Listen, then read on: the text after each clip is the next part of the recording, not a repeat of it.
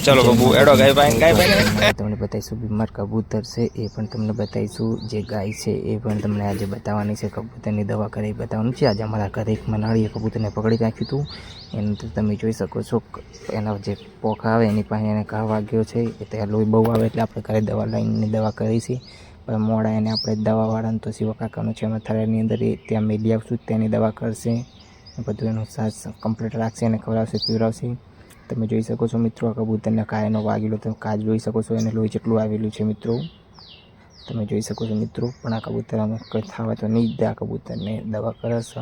તમે જોઈ શકો છો મેં હાલ દવા વેડી છે એના ઉપર બીજો એક પાવડર નાખીશું એટલે કબૂતરને એના ઘા ઉપર ઠંડક થાય 2 મિનિટ એને વળશે કળી 2 મિનિટ એને કમ્પ્લીટ ફરકે પડી જશે અને કોઈ બ્લડિંગ વધારે થાય નહીં એના માટે દવા નાખી દીધી છે આપણે એક વીની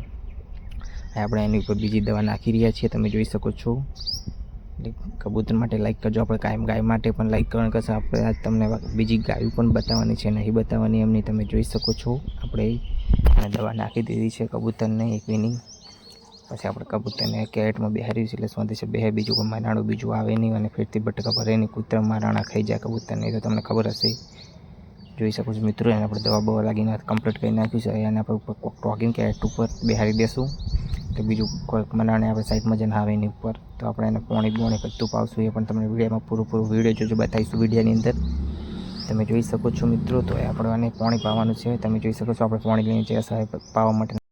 તો તમે જોઈ શકો છો મિત્રો એ આપણે આ કબૂતરને લઈ જઈએ છીએ અને સાચી જગ્યાએ મેળવવા માટે જે અને કાયમ બીજા કબૂતર બધા અન્ય કબૂતર હોય ત્યાં મેળવાનું છે એટલે વિડીયો પૂરો જોજો આપણે આ કબૂતરને મેળીને પછી તમને ગાયું પણ બતાવવાની છે એટલે ગાય માતા માટે લાઈક કરવા માટે વિડીયો પૂરો જોજો આપણે આજે આ કબૂતરને બાઇકમાં લઈ જઈને મેળવાનું છે એક જગ્યાએ તમે જોઈશ તો મિત્રો આપણે આ કબૂતરને લઈને હવે જઈ રહ્યા છે બાઇકમાં શિવા કાકાના તો કબૂતરને મેળવા ત્યાં કબૂતર લોટી લાગે છે બીમાર કબૂતરની દવા બવા બધું કરે છે તો આપણે કબૂતરને ત્યાં મેળ દઈશું એટલે કબૂતર કમ્પ્લીટ રહેશે કબૂતરને ત્યાં બાઇકમાં એવું લાગે હું ઉડું છું એ ટાઈપનું આપણે બાઇકમાં લઈ જઈએ છીએ એટલે એક સાઈડ રાખીને તમે જોઈ શકો છો કબૂતરને આપણે બજારમાં થઈને લઈ જવાનું છે આજે બજારમાં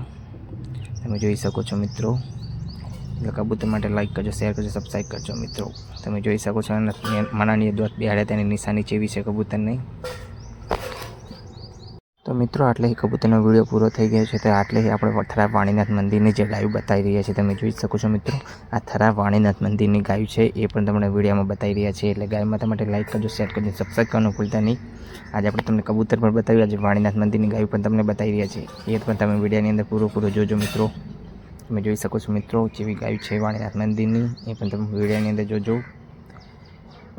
મિત્રો તમને અનેક વસ્તુ આજે બતાવવાનું છે એટલે ગાય માતા માટે લાઈક કરજો શેર કરજો સબસ્ક્રાઈબ કરજો